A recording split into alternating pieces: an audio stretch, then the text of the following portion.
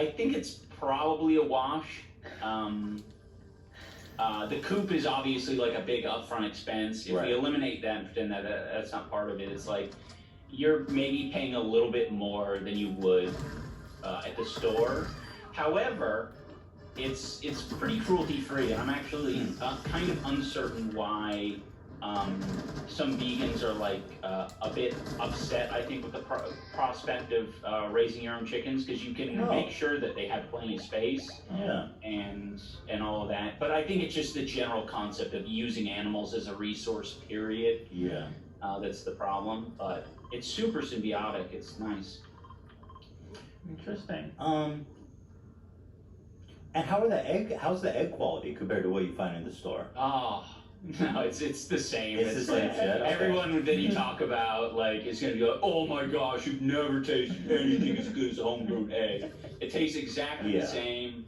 Fucking So do they like cock-a-doodle-doo in the morning? I think that's a rooster. That's that would have to be a male version.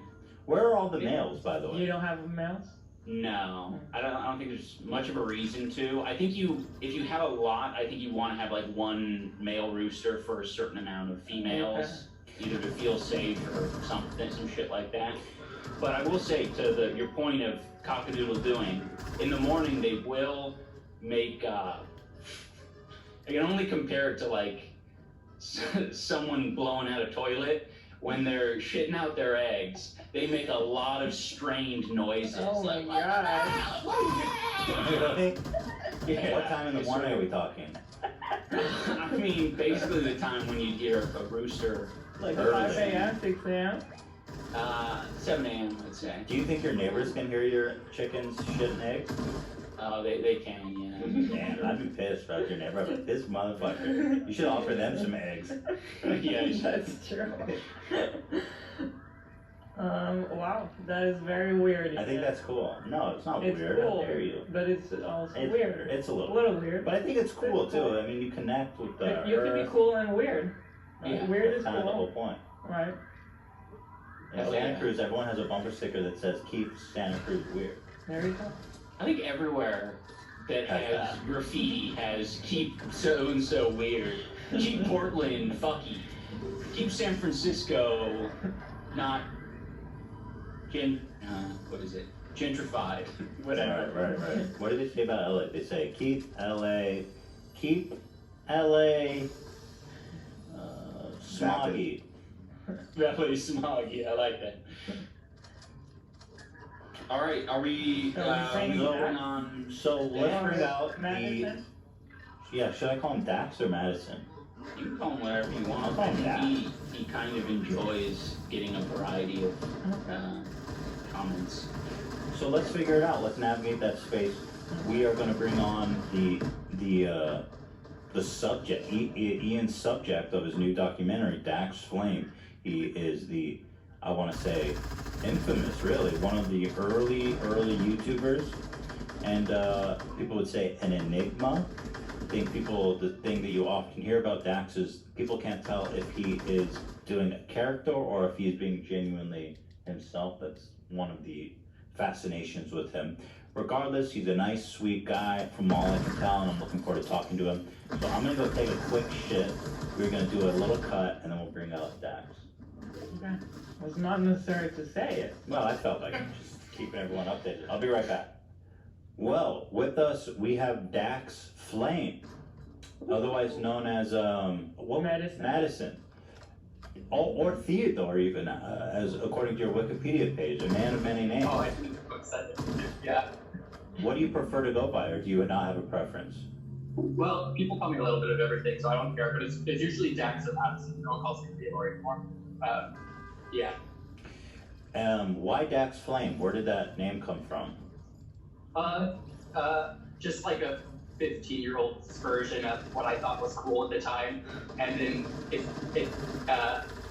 that's just what I got famous with, so it's what I still go by, but at the time it was just what I thought was a cool name. Obviously, as a 28-year-old, I don't like thinking the same, but it's like my stage name now, because that's what I got credited as in movies. Yeah. Well, to give you credit, I think that my pseudonyms that I was making at 15 years old were way less cool than that. They were probably like, trying to think of some of the dumb names I had in video games, you know what I'm talking about? Dildo Saggins. Yeah. Dildo Saggins, yeah, Butt Fudge is with me to this day. But I mean, that's not an attempt to be cool. Right. That's just being goofy, right? That is just being goofy. Now, what do you think about Poop Feast 420? That's my current tag name on my video games. Do you like Poop Feast 420? But it depends what you're going for. Yeah, I guess that's true. How did it feel, Dax? I want to talk about the documentary. You are the subject of Ian's new documentary. How do you feel being selected as the subject of the documentary?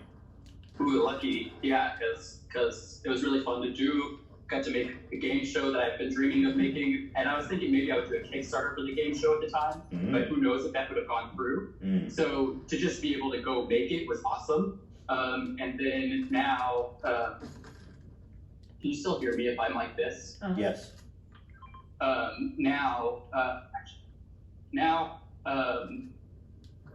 everyone's watching it, and it's been out for like 2 hours or something, and getting so many views, which is crazy, and my video's getting a lot more views than it ever gets, so that's really exciting. How did it feel watching the documentary, the final product? It's really fun to watch. It's really interesting. So like, cause you like, you live your whole life, and to have someone else summarize your life is interesting. You think you did a good job? You think you nailed you? Oh yeah. It's good. It's really good. Yeah. Would you criticize it in front of him? No. What do you think, Dax? Let me ask you this. Why do you think people are so confused about you? Because I'm sure the most common comment you get from everybody who knows you, who meets you, is, I can't tell if you're being serious or if you're kidding. Why is it that you think people are so confused? I think just because I think like 15-year-old me was a lot more like wacky and like just manic, and especially when I turned the camera on back then, it's like you start to see that get attention, so I just would lean into that. So I think that's like they just probably hadn't seen someone like as similar to that, although I used to get a lot of comments saying like, oh, there's someone just like this at my school, so yeah, I don't know. So this story, in your most popular video, you say you stole from your girl, the girl you had a crush on, you stole out of her bag. What was it? The what? Pencils? Pencils? And you broke all of her pencils? Pencils, yeah.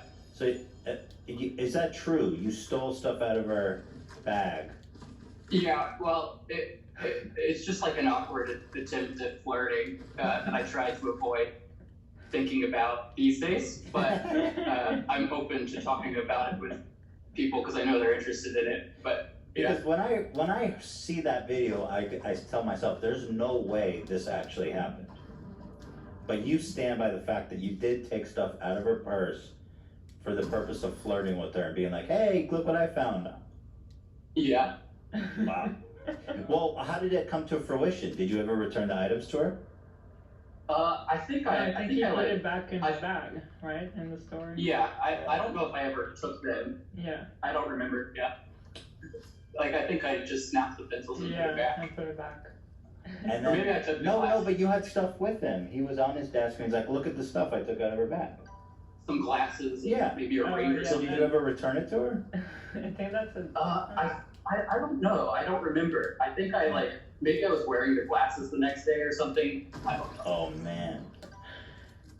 That's just it. I think that's what makes it so interesting and confusing, is because I think normally people who are in your position, young and a little bit socially awkward, wouldn't then make a video presenting that concept to people.